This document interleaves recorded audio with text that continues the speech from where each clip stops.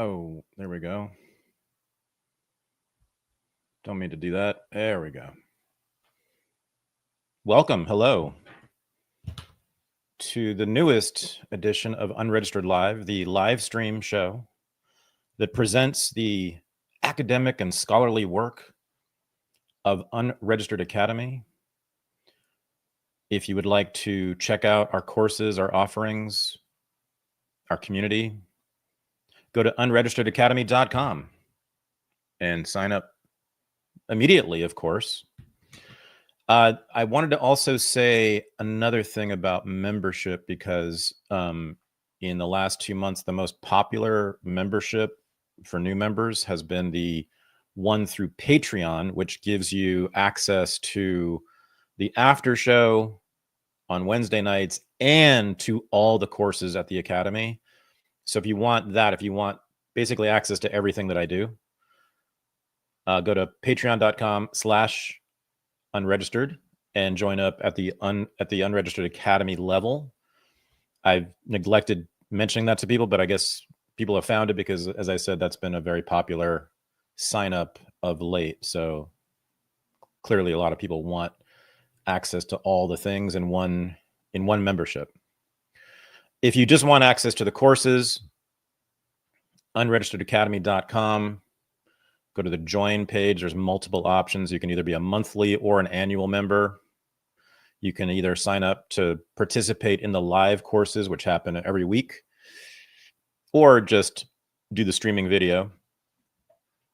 Have access to all the streaming videos in the catalog. And so tonight, I'll be giving a little presentation from two of our courses that are available currently at the Academy. And they are the Grand Chessboard, or Reading the Grand Chessboard, which is a course on the book we will be examining tonight, and the course, The Ukraine War, Russia versus the West. And of course, now is a very good time to be bringing these issues up because the war in Ukraine is, I think most people agree, in the process of being finished, closed down.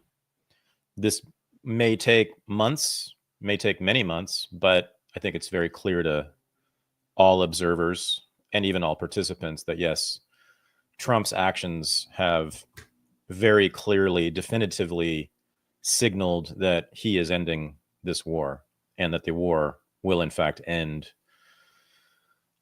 imminently. I mean, his administration has said it will end in, I think, 2 weeks. That seems ambitious, but most people are assuming it will end sometime in the calendar year of 2025.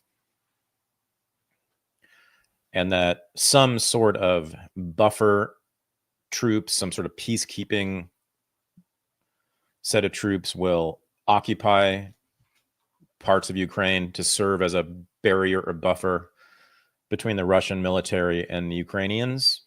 We don't know this, but anyway, it is clearly, finally, after exactly 3 years plus 5 days of this war, it is clear now that it is finally about to end. And so now is the time, I think, again, to revisit why this happened in the first place. And I will posit in tonight's live stream, as I do in our courses, that the United States played the determinative role,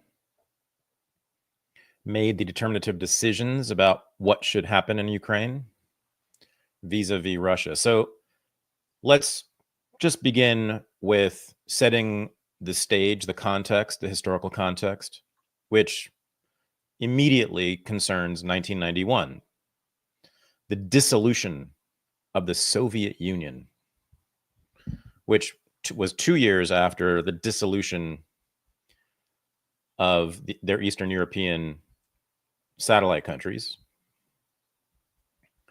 otherwise known as the Warsaw Pact countries of Eastern Europe, which of course were not really just not allies of the United States, of the USSR, but proxies, extensions of the USSR. There's no denying that. So in 1991, that all goes down. The capital C communist world collapses all at once, entirely as well. There is no communist party anymore in the Soviet Union, in Russia, or in Eastern Europe. And the people, thankfully, were able to enjoy a very rare thing in world history, which was a peaceful revolution. Almost no one was killed in the certainly in the Soviet Union. In Romania, there was some bloodletting for sure, and a bit in other Eastern European countries. But in the Soviet Union, the heart of communism, no, there was virtually no deaths. It was an amazingly peaceful revolution, which actually involved Soviet citizens, ordinary people in the Soviet Union, simply refusing to show up for work, either in their collective factories, their state-run factories, or their state-run farms, or in the military. You had just widespread absenteeism in the final days and months of the Soviet Union in 1991. People simply were refusing to participate. And because there were so many doing that, it was impossible for the regime to crack down on them. The government simply could not imprison or execute that many Soviet citizens. And so it was forced to dissolve itself in 1991. So there we are in the United States, in Washington, D.C. You have these foreign policy makers who have determined the contours of the world for more than a century now, who have dominated, who have dominated much of the world in determining literally the borders of many countries, determining whether certain countries exist and other countries cease to exist. And of course, the establishment of the US empire by placing 500 to 800 military bases all across the world and dominating the globe through our economic power, etc. These thinkers in Washington, D.C., these leaders of American foreign policy, these leaders of the world of the 20th century, these are the Goliaths of the 20th century, U.S. foreign policy makers. And there they are in 1991, watching all of this happen, watching the great boogeyman of the United States go down in flames, not even in flames, just dissolve into the earth with no struggle, no civil war, no bloody revolution. People literally just walked away from it, and the government was forced to concede to the people. And also, and this must be known, and I write about this extensively in A Renegade History of the United States, one of the very first things that Soviet citizens did, and the citizens of East Germany and Poland did, when the Berlin Wall came down and the borders were erased and people were finally allowed to leave those countries, which they hadn't been for decades, what did they do? They did, in massive numbers, they went shopping. They went shopping. East Germans, people who lived in East Berlin, as soon as the wall came down, flooded into the neighborhood just on the other side of the Berlin Wall in West Berlin, which was filled with department stores and record stores and boutiques and places where you could buy all sorts of Western goods in particular. And the inhabitants, one could say prisoners of the East German and Soviet and Polish regimes, demonstrated how much they had been wanting the stuff of the West, because all of the Western cities along the border of those Eastern European countries reported massive spike in sales for consumer goods, in particular those coming from America. And we also know this, and this is very important because I want to make an argument here that the choice made by the United States as a government, the foreign policy establishment, to extend NATO, expand NATO, and maintain an ever increasingly hostile posture toward Russia flew in the face of all of the evidence for peace. So the widespread demonstration by Soviet people and Eastern European people of their desire for all things American and all things Western should have been enough for U.S. policymakers to take that as their invitation to bring peace with this country that is full of people who really love things that are American, maybe just not the U.S. military. And then we, of course, had the new leadership in Russia, led by Boris Yeltsin in the 1990s, who was, some people have described him as a toady of the United States. He certainly was extremely eager to work with and cooperate with the United States and trade and be a partner with the United States. And this is non-controversial. This is widely agreed upon. And then when Vladimir Putin, the man himself, takes power at the end of the 90s, he too told American leaders and Western leaders, NATO leaders, that he wanted Russia to be integrated into Europe as a trading partner, perhaps even in the EU. And later, a few years after that, Putin let it be known that he would like Russia to enter NATO as well, to be a trading partner and a member of the military alliance of the West, the American-led military alliance. So Russia was signaling for a solid decade, while undergoing a severe economic crisis in the 90s. The fall of communism led to a radical shock to the system, and there was much plundering of economic resources and goods by new oligarchs who were springing up, by American and Western businessmen who would come in basically as carpetbaggers and exploit a lot of the resources that were put on the market very hastily by the state. So Russia lost an enormous percentage of its gross domestic product for these reasons, and there was actual hunger on the streets of the cities in Russia in the 1990s. Of course, because state services were dissolved, right? Communism took care of you from cradle to grave, free healthcare, free education, free housing. Of course, you had to work for that, but those things were guaranteed to you if you were a good Soviet citizen. And that all went away and was replaced by a fairly radically free market economic system that produced, as I said, an economic shock and a crisis and mass deprivation. And many Russians who live through that today think of it as one of the lowest points in modern Russian history, which is saying a lot, given that 6 to 8 million of them died in World War II. And there were other, of course, atrocities, the Civil War, the Bolshevik Revolution. These were all massive traumatic events in Russian history. But the 1990s is still considered by many Russians as one of the lowest moments in Russian history for these reasons.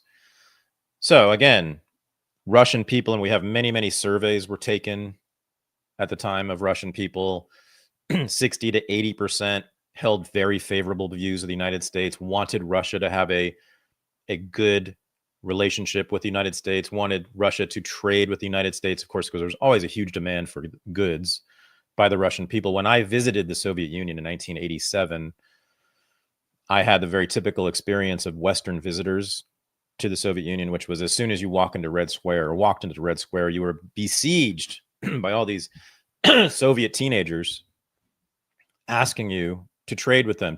They wanted my jeans, they wanted my jacket, they wanted my hat, they wanted anything I had that was clearly an American brand.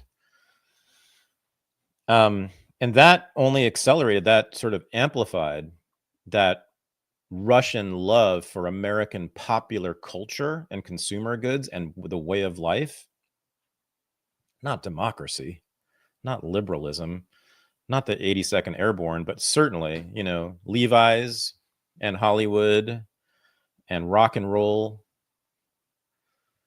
have been enormously popular in Russia and the Soviet Union for a century, for the entire history of the Soviet Union and the new Russia. And so that trend among ordinary Russians, just as I said, expanded and became even more, in a way, desperate in the 1990s with the fall of communism. The Russian people just demonstrated in many, many ways a tremendous thirst for, as I said, all things American. And so it was, and you had the Russian government leaders at this time also demonstrating an eagerness to join with America in an alliance and to trade with us. But during this time, the Bush and then Clinton administrations chose, through a series of deliberations internally that were private then, but we now know about them, and we now have the transcripts from those meetings. We know what was said. Believe it or not, the evidence now very clearly shows that a decision was made in the White House by the Bush administration to expand NATO, even as early as 1990, even before the Soviet Union fell. We have quotes from senior administration officials in 1990 in the Bush White House. This is Bush. This is H.W. Bush, Bush Sr., his final years in office. Yes, major cabinet officials in the H.W. Bush administration, we now have the transcripts, said that we should expand NATO eastward, even though the Soviet Union was about to dissolve and the Warsaw Pact was finished. And they continued 1991, 1992, continued discussions about what to do with this thing, NATO, this military alliance that was built after World War II with the express and specific purpose of defending Europe from a Russian invasion. Soviet invasion. The Soviet Union no longer existed. And also its remnant now wanted to be compliant with the United States. And nonetheless, most of the officials, not all, there was some dissent, by the way, especially in the Clinton White House. Les Aspin and William Perry were secretaries of defense who both opposed the expansion of NATO. And in fact, William Perry threatened to resign his position if they did expand NATO to the east. But a majority of the major figures in the White House, and I'll tell you two names you might want to look up, who were probably the major movers in the White House to get the U.S. to expand NATO under Clinton, especially. Richard Holbrooke and Strobe Talbot, both senior foreign policy figures in Clinton's White House, and it was really they were really passionate about expanding NATO eastward. Again, even though Russia was now supplicant, the Russian people loved our things and the Russian leaders wanted to join with us. Nonetheless, they made that decision. So by 1997, it was already set and NATO was already beginning to expand further in 1997, despite all this evidence that it was unnecessary. And so I want to tonight look at the moment when the idea of NATO expansion, the idea of U.S. foreign policy in Europe versus Russia of the last 40 years, where this was born and where it cohered intellectually. As I said, there were many statements that were made in the 90s in the Clinton and Bush White Houses about how and why the United States should push NATO eastward. But it didn't cohere as a system of thought, right? It's called a grand strategy in foreign policy. What is the United States' big objective in the world? And how should we go about it? So that moment is 1997. And it's in a book written by this man. was a very, very important figure in American politics and foreign policy through his lifetime. Zbigniew Brzezinski, who was born in Poland, emigrated to Canada as a young man, I think a teenager, and then settled in the United States and became an academic. And he was really mostly an academic for most of his career, but he also spent, as you can see, considerable time in the government at the highest level as a foreign policy advisor to several presidents. So much of American foreign policy in the 70s and 80s, and as you'll see in the 90s, much of it originated in the mind of this guy, Zbigniew Brzezinski. Or at the very least, as I said, he formulated the very disparate ideas about foreign policy on Capitol Hill in the White House, formed them into a coherent ideology, which has governed U.S. foreign relations since the 90s. Although it is also very much, and if you've taken Save Your Nation, or if you've taken any of the other courses at the Academy on U.S. foreign policy, you will see this is not a break either from American foreign policy tradition. It's very much a continuation of it, but one could say it's just with new emphases and new particular targets.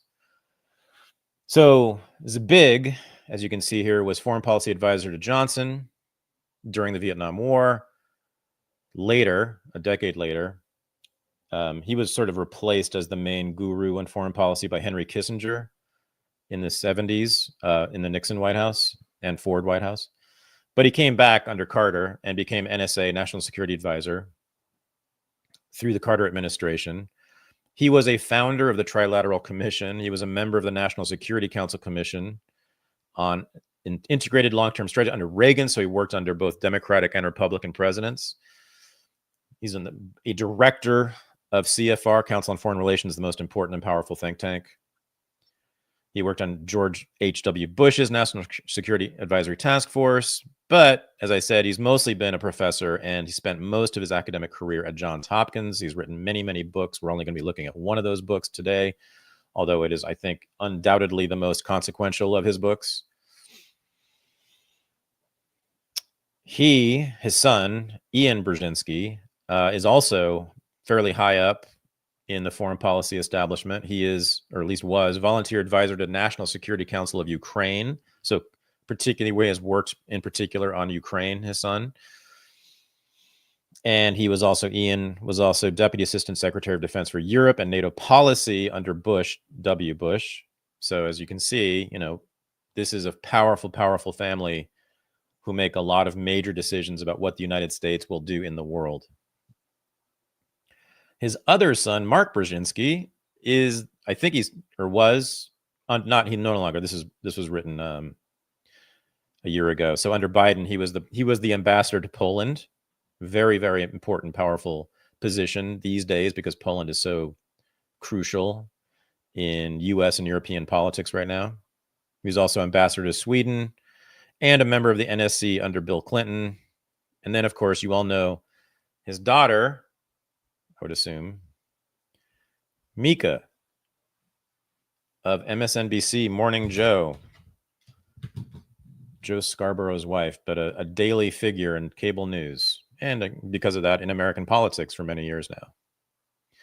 So what we're going to do is look at what her father, Zbigniew Brzezinski, wrote in this book, The Grand Chessboard, which he published in 1997. Again, so 6 years after the dissolution of the Soviet Union. This is what he has to say about Eurasia, the Eurasian landmass.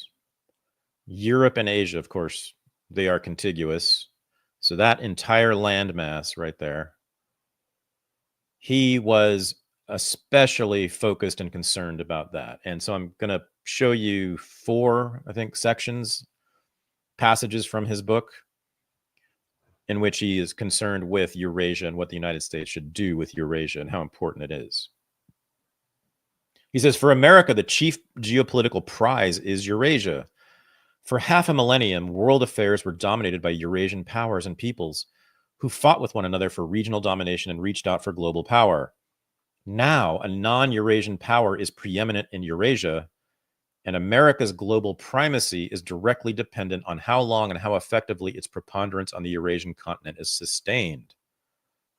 So here he's already asserting that the global dominance of the United States depends upon the Eurasian continent being of a certain disposition. Obviously, that condition is temporary, but its duration and what follows it is of critical importance, not only to America's well-being, but more generally to international peace. There's also this American exceptionalist idea or assumption here that the world will be chaotic without America as the policeman. Then he says, in that context, how America manages Eurasia is critical. Eurasia is the globe's largest continent and is geopolitically axial. A power that dominates Eurasia would control 2 of the world's 3 most advanced and economically productive regions. So that whole swath of land running from the Pacific coast, right? The Pacific coast of China and Russia, all the way from there to the west coast, to the Atlantic coast of Europe. All that thing, not to including South Asia and the Middle East, also part of Eurasia. The Middle East is part of Eurasia. Southeast Asia is also part of Eurasia. Vietnam, Thailand, Cambodia. So he's just sort of asserting it, and I don't think it takes much to understand why Eurasia is so important in terms of geopolitical strategy. If one wants to control the world, which the United States did, and certainly Brzezinski did want, it's obvious, right? I mean, all the oceans that touch it, all the massive nation states with humongous populations, major industrial centers all across it, massive militaries all across Eurasia for millennia. Of course, this is the center of power. This is where the most concerted power in the world is. All the economic wealth there, the oil, it's, yes. So this is the grand prize, he says. The chief geopolitical prize for America is Eurasia. Okay, so what do we do about it? American primacy will in fact depend to a very large degree on how effectively the United States responds to the major dilemmas identified here. Potentially, the most dangerous scenario would be a grand coalition. Look at this. This is, remember, 1997. The most dangerous scenario would be a grand coalition of China, Russia, and perhaps Iran. Well, wasn't he prescient?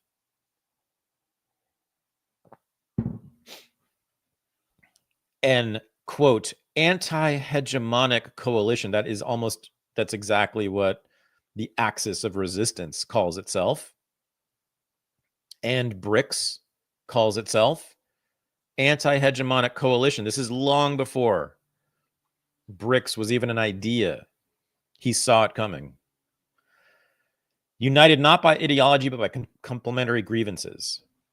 It would be reminiscent in scale and scope of the challenge once posed by the Sino-Soviet bloc, though this time China would likely be the leader and Russia the follower.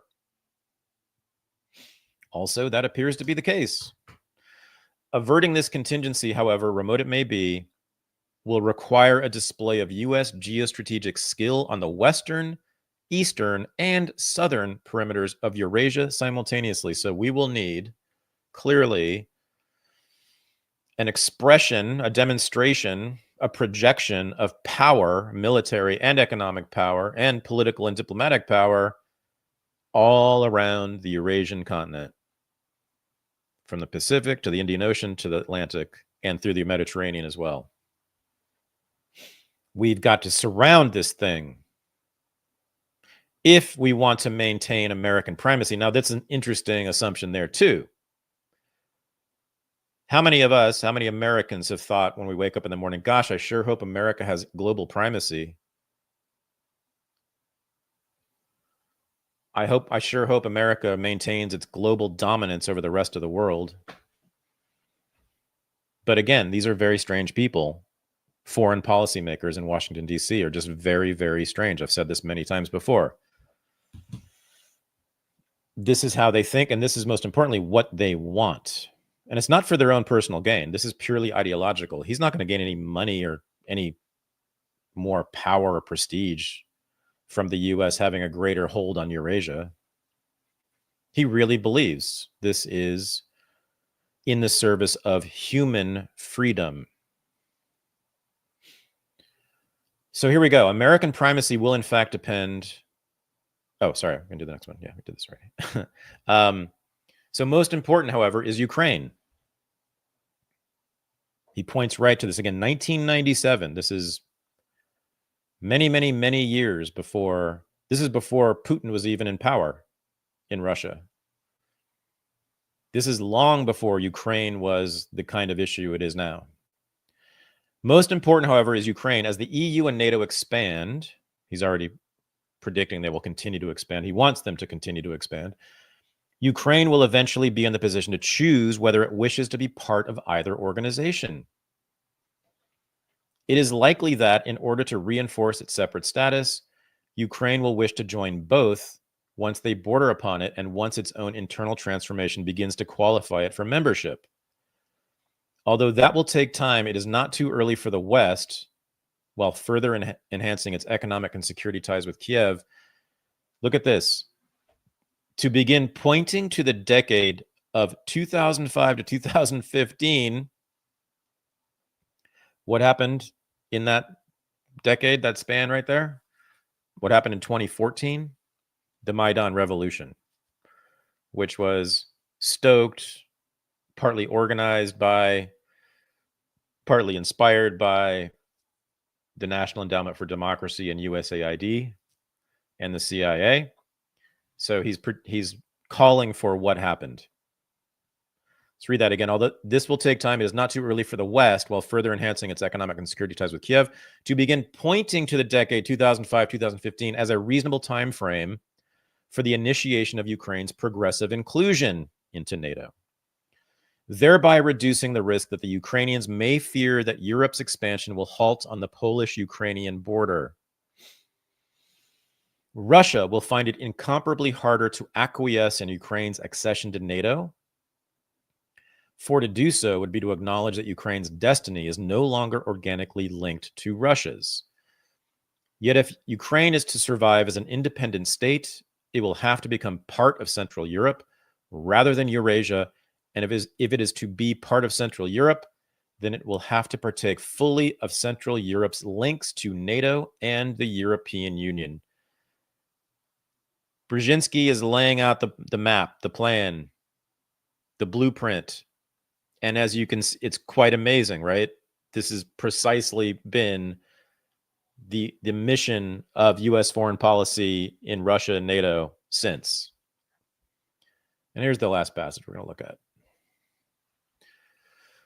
Russia's longer-term role in Eurasia will depend largely on the historic choice that Russia has to make, perhaps still in the course of this decade, regarding its own self-definition. Russia has to face squarely and draw the proper implications from the fact that both Europe and China are already economically more powerful, and that China is also threatening to outpace Russia on the road to social modernization. In these circumstances, it should become more evident to the Russian political elite that Russia's first priority is to modernize itself rather to engage in a futile effort to regain its former status as a global power. Russia's first priority is to modernize itself. This is sort of a command to Russia. Your first priority should be to modernize yourself rather to engage in a futile effort to regain its former status as a global power. Modernize, of course, means Americanize. And what Brzezinski is saying, and what every U.S. foreign policy leader since has said, is that Russia should become more like the United States and should not seek to regain its lost territory under the Soviet and Russian empires. to not remake the Soviet and Russian empires. They should look inwardly and reform themselves according to Western and American standards. Last two sentences. Given the enormous size and diversity of the country, listen to this. And this has also been, if you look at think tanks concerned with Russia in the recent years, this has been their thing. They talk about decolonizing Russia or decentralizing it, meaning breaking it up into different statelets to remove the central government power in Moscow and replace it with a federation of independent states, confederated states, right? Which, of course, would be much easier to control and manage by the United States. So given the enormous size and diversity of the country, a decentralized political system based on the free market would be more likely to unleash the creative potential of both the Russian people and the country's vast natural resources. In turn, such a more decentralized Russia would be less susceptible to imperial mobilization. If you break their military into 10 different parts, they'll be much less able to expand outward and challenge our control over Eurasia. So this is it, everyone. You now have seen the origin of what I would say is contemporary U.S. policy toward Russia, meaning since the Soviet Union, since 91. The direction, the objective of U.S. policy toward Russia was laid out here formulaically, systematically by Zbigniew Brzezinski in this book. So this, I hope, gives you all a better sense of why we are where we are and why all those hundreds of thousands of young people in Ukraine and Russia are in graveyards now, and why we are now negotiating for a peace in a land that is covered in rubble, why we went to that war. This set of ideas laid out in this book and by these policymakers, of course, I argue, but I think it's indisputable, at least to some major degree, led to the war that began in 2022. So thank you all for showing up, watching the Unregistered live stream brought to you by Unregistered Academy. If you would like to check out our courses, including the course on the Grand Chessboard and the course on the Ukraine war, go to unregisteredacademy.com. Otherwise, check out this live stream every Thursday night. We also have our news analysis show, Unreported, on Wednesday. And we have courses. If you're an Academy member, we have a live course every week, every Tuesday for the next several weeks. Right now, we are studying the Bible in the Bible course. But after that, we will have our course on Israel-Palestine, the history of Israel-Palestine. And then our most popular, most demanded course, Postmodernism, the philosophy of postmodernism, will be happening in March and April, I believe. But go to unregisteredacademy.com, check out the courses. Our winter term is in full effect right now. And yes, I hope to see you in class. Thank you all, and I'll see you soon.